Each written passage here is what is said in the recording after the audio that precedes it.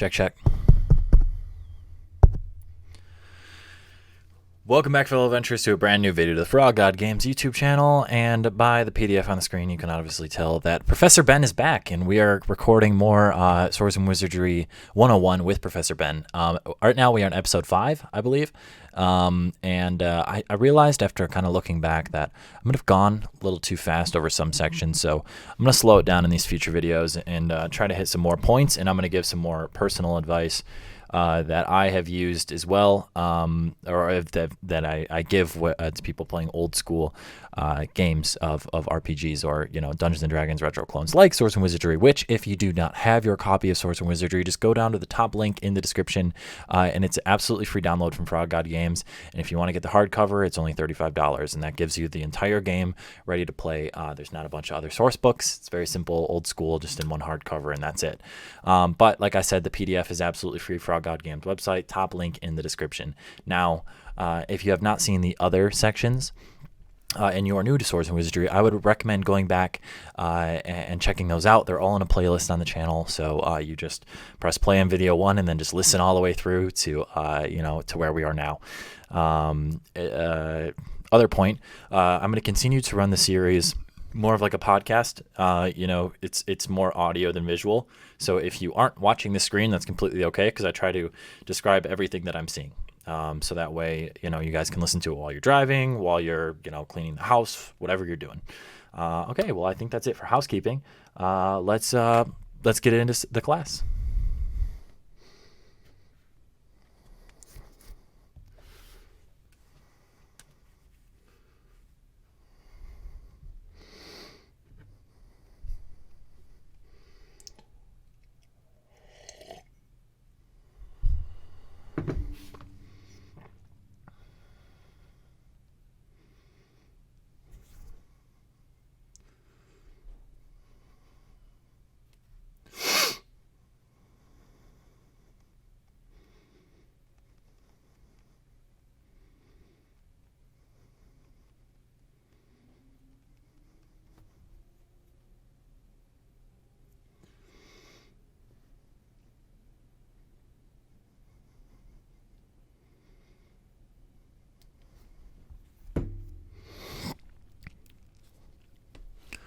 All right, now that we have our characters and we equipped them, we are ready to play Swords and Wizardry. So now we're getting into it.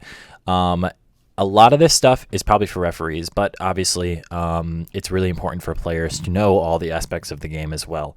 Actually, no, it is for players as well. I don't know what I'm talking about.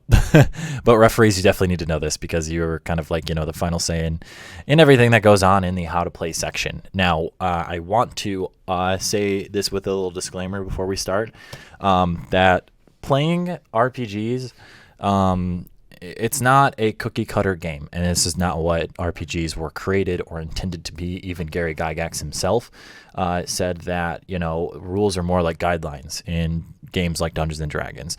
And that's what it really is. So if there's something about the game that doesn't really fit your table, it's more than okay to, alter it so that way it fits your game table as best as possible.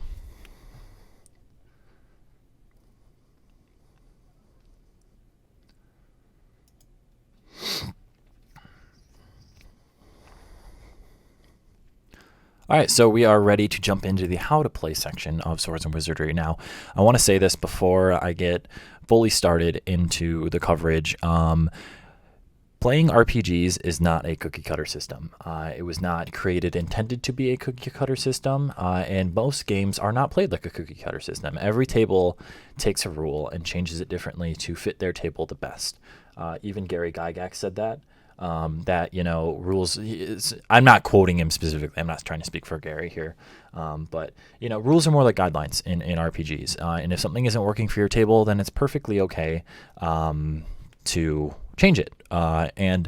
While going over Swords and Wizardry, I'm going to keep giving you guys how it's written. I trust Matt Finch very much. He's a great game designer. But I also like to throw in some of my homebrew tips. So I'm going to continue to do that as we go through the how to play section, because the how to play section of all books, all RPG books, I believe is the most homebrewed. Not a lot of people are changing like statistics of fighters or like, or stuff like that, or how much equipment costs. Most people just run that out of the book. But playing the game, always sort of up to consideration. And it pretty much says that here. Referees' decisions are, sort of what is like the guideline, and then you and the referee should work together. But ultimately the referee kind of has final say, as long as you set your group up like that. If you set your group up like a democracy, then that's great. Nothing wrong with that. All right, so gaining experience is the first one here. Now, gaining experience points, you get them from killing monsters and accumulating treasure. Each monster has a set experience point value that's given in the monster statistics. People who are fans of old school systems know that that's how it worked, and how it still works in Swords and Wizardry. And then each piece of gold you acquire earns you 1 experience point. This one has been up for debate for a while now. Not just with Swords and Wizardry, but with other old school D&D games as well. I like it because you can try to like outwit your foes, knock them unconscious, lure them into a trap, and then go take their treasure and run back to town. So there's some special things you can do with it. It's not just always, you hack and slash the opponent and then you just, grab your wagon, dump all the treasure into it, and then move on to the next dungeon. You can opt to outsmart and then get your experience points that way, because I personally believe that experience should be gained from nearly every section of the game. Role playing. I think good role playing situational awareness can help. Being creative while exploring, everything like that should be rewarded as well. However, as written, Swords and Wizardry, you gain experience points from killing monsters and treasure. An alternate system that I provide. Note that this is not in Swords and Wizardry. This is my own little provision that I'm giving you. I have started to do experience points by milestone. So, I read a module and it's a dungeon, and from entering the dungeon to leaving the dungeon, they will gain 2 levels if they kill the monsters, get the treasure, avoid these traps, blah, blah, blah. I have started to opted to leveling up midway through and then at the end. So basically, milestones throughout the campaign as well. I do this as well if they're just, doing some city adventuring, some investigating, all that kind of stuff. So that way they feel like they're still making progress, even though they aren't just rolling through a dungeon. I think that can very much help the player's motivation to go out and... Sorry.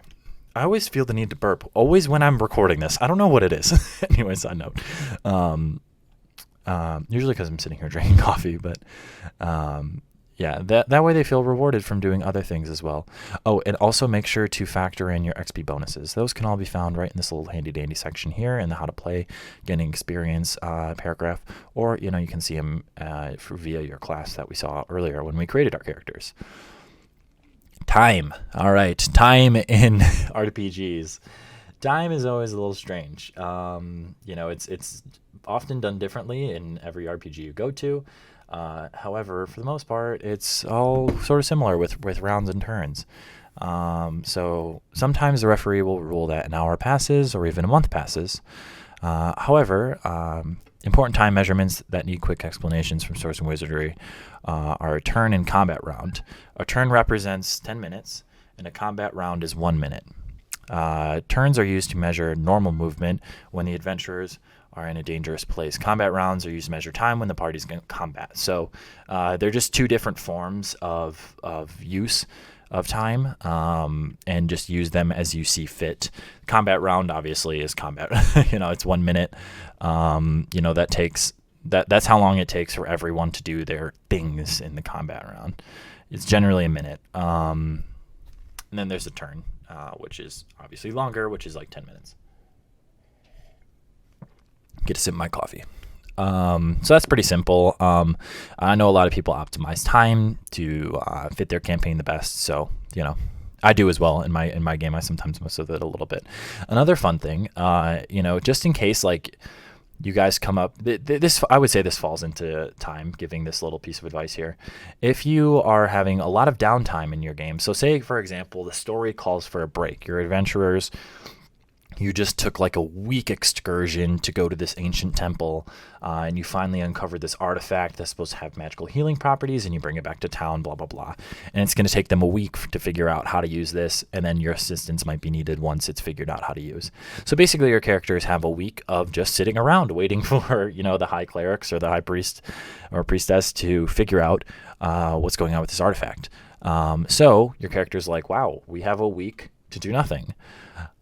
I am a believer that even if at the table we say, okay, a week passes, but only like a minute passes at the table, just from saying a week passes, there's still things happening in the dynamic world that you live in. So ask your referee if it's okay to do downtime activities. For example, like maybe you take to the market and you're doing some haggling and you're trying to, maybe buy some weapons and then resell them and, trying to flip a profit. Or, you go gambling during your downtime, or maybe you try to create a healing potion during your downtime. Maybe you just want to nap during your downtime. That's completely okay. But, ask your referee, is there anything I can do while my character takes a break? So that way they're still benefiting from being in this magical fantasy world. It's something that I really enjoy doing with my players and my friends, and just try it out. See. Usually we do some rolls to see if you succeed. So like if you're trying to create a healing potion, you'll do a series of checks. Maybe we just roll d20s and say, okay, you have to get a 10 or higher, then a 12 or higher, and then a 15 or higher to create this. So yeah, just fun stuff like that. And it's a little sidetrack, but saving throws. From time to time, a spell or other hazard requires you to make a saving throw. A successful saving throw means your character or the monster avoids the threat, or it lessens its effect, or the cause of whatever this hazard is. Each character has a saving throw target number, which it's lower and easier to beat. In other words, as a character gains levels, basically it gets easier to make your save. To make a saving throw, you roll a d20. If the result is equal or higher than your character's saving throw target number, the saving throw succeeds. Hooray! Basically, it just goes on to say, like, make sure to keep into account your bonuses. Some classes are better at saving throws than others. Now, Swords and Wizardry has just the single saving throw, as we saw earlier when we were creating our class. However, if you want to use the alternate method, which is the saving throw table, you are more than welcome to. I think it's kind of fun to use the saving throw table. It can be a little overwhelming to new players. I know I was slightly overwhelmed when I started playing first edition, and there were so many different saving throws, and I was like, well, am I rolling higher or lower? Like, it was a little overwhelming when I started. But if you explain it to your new players, just fine. I think it'll be just fine. So clerics, fighters, and then magic users, thieves, and assassins all roll differently. So clerics, druids, and monks roll on the same, and then it's fighters, rangers, paladins, and then magic users, thieves, assassins.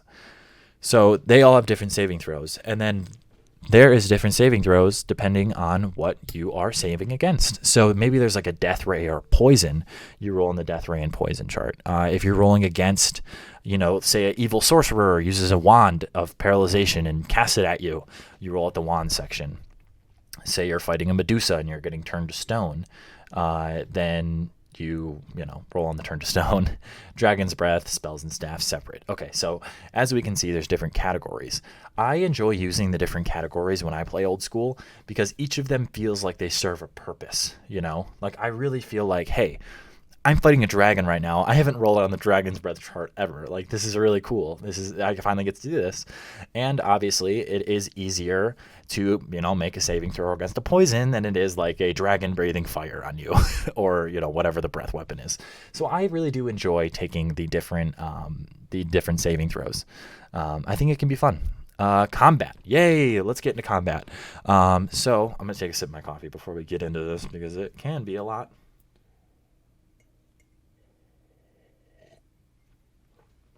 So combat, here we go.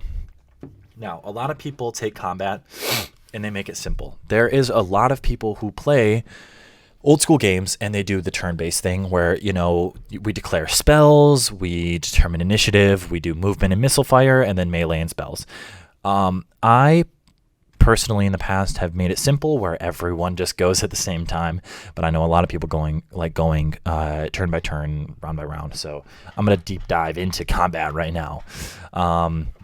So right away, what you want to do when you get into combat. So the players are going through a dungeon. They find this monster. Ooh, a big bad monster. It's got 8 eyes. No, those can't be 8 eyes. They're on stalks. Is that a floating eye? That is a giant floating eye with sub-eyes coming out from a big circular... It's a beholder. Oh no, what do we do? So as a referee, what you do right away. The referee determines if there's a surprise roll. In this case, the adventurers just wandered into a beholder cave or lair. So there's no surprise. So we just move on from there. No surprise. Next up, we declare spells. You say, casters, what would you like to do? The casters say, oh, God, it's a beholder. I'm going to cast Fireball. We cast Fireball. It's going to explode. It's going to hit all the eyes. We're going to win. We got this. We will defeat the beholder, and then we will get the coins for experience. So what you do in that case is you declare the spells, and then you move on. So let's move on. Then we determine initiative. Each person, no, that's wrong. Each party, so the referee and the party makes a d6 roll. Now you roll a d6, and whoever has the highest, that's who gets to go first. So the referee rolls, referee gets a 4. Matt Finch gets a 4. I'm a player in Matt Finch's game. I roll, I get a 5. We get to go first. Yay, players win. Players rolled higher. That's basically how it works. It's very simple. Very simple. If you are surprised, which we were not in this situation, the other side automatically goes first. Movement and missile fire. So that's next up. So we're up. We're the players. Yay, I'm playing a fighter, but I'm really far away from the beholder because we just went into his lair. I'm going to use my turn and move up to him. I'm going to sprint up to him, use my movement up. Then, while I'm running, the ranger's like, hey, I'm going to shoot. I'm going to shoot an arrow. Shoot an arrow. Go ahead. Good for you, ranger. Then, once I'm up there, it's time for melee, combat, and spells. Now, this is when it gets fun for those spellcasters. Now, let's get a hypothetical. What if the caster who panicked and said, I'm going to cast Fireball. They prepare their casting their Fireball while I'm running up and getting ready to take a hack with my sword. The beholder sends out a ray at them. She rolls shades. It's just it's a confusion ray or something. Or no, actually, we'll just use a damaging ray. Makes more sense for the situation. And it hits the caster in the chest. Boom. There's a chance that caster fails the spell at this point because they took damage. Now, in this situation, the spell may be lost. That spell may be gone. You might have just used the spell slot. You might have been right about to cast it, and then all of a sudden, you're hit with the ray. That's a big sad, isn't it? That's really big sad. I'd be really sad if that happened, but it happens. It's happened to me before as well, because I've played in some conventions games where we have played like that. I have taken this rule, and you're probably asking me, Ben, I took damage. Does that mean I fail? Do I automatically fail? Do I get another shot? Or maybe I get my spell slot back? How I do it in my group when we play old school games and we play like this, which I think it is fun to play like this, because you don't automatically get a spell just because you cast it, or there's things going on in the combat that can disturb it. So what we do is we say, okay, you roll a d10 or a d20. You roll a d20. I'll say it again just because I know I misspoke on it. You roll a d20. If you get a 10 or higher, you keep that spell slot. But if you get a 9 or lower, you lose the spell slot. No matter what, when you take damage, spell is over. But if you get that 10 or higher, you get to keep your spell slot and then use it next round maybe if you want. So once this is over, once the spells go out and the melee happens, you go back to step 2, which is declaring spells. So you rinse and repeat that over and over until the combat is over. In a moment, I'm going to go over each of them in more little specifics because there is paragraphs for them. I'm not going to go over each of the alternate methods. It's up to you. If you want to use an alternate method, go ahead, read up on them, and if you have any questions, just shoot them over to me in the comments. But for the sake of simplicity and not confusing people, I just want to talk about the mainstream combat use. So surprise is basically like if the monster surprises them or you surprise the monster. So you can determine a surprise however you would like. However, usually you're going to, if surprise is a possibility, roll a d6 for either or both groups. If the result is a 1 or a 2, the group is surprised. A party that includes a monk or a ranger is only surprised on a roll of 1. So, maybe there's some things lurking in a dungeon and, you think that there's a possibility of them being surprised by the lurkers, then roll your d6 there. Cool. So now if we have surprise out of the way. Again, for declaring spells, any player whose character is going to cast a spell must say so before initiative. The casting of any spell starts at the beginning of the combat round. Thus, if enemies win the initiative roll and damage the spellcaster, the spell's casting may be disturbed and the spell's lost. That's where I said roll your d20, and then if it's 10 or higher, you get to keep your spell slot. 9 or lower, you lose it.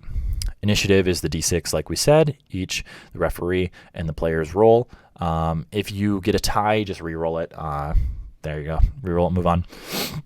Winners of the initiative roll take any movement, including movement-like actions that happen in combat, such as climbing on a table, swinging from ropes, etc., etc. Missile fire would also include things like pushing boulders off of a cliff. So make sure to check your rate of fire as well. Some ranged weapons have a better rate of fire than one, so you get to fire off a couple arrows per round as opposed to just the one. Moving down to melee and spell phase. First of all members on the side that won initiative may take hand-to-hand melee if they are in melee range of the opponent. Yeah, that's pretty much it. And then you complete the round and go back to the beginning. So I know I've gotten a lot of questions on combat. I hope that clears the air a little bit. Initiative and order battle is used in Swords and Wizardry as the system. However, in my group, we have recently gone to the referee, roll initiative. They roll initiative. Whoever wins initiative just does everything. We've kind of gone away from order of battle just because we don't get to play as much anymore. We're all, getting jobs in senior year of college, so it gets a little busy on top of work and all that kind of stuff. So we don't really have time to be as crunchy anymore.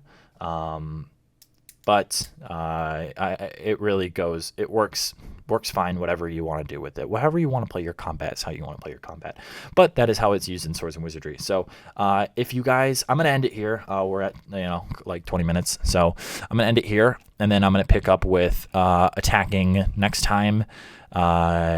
Specific situations, situational awareness, sort of, and this is include retreating unarmed combat, spells, all the spacing, all that kind of stuff. I'm gonna get into the crunchy features of the game next time, and turning undead, yay, clerics, very fun.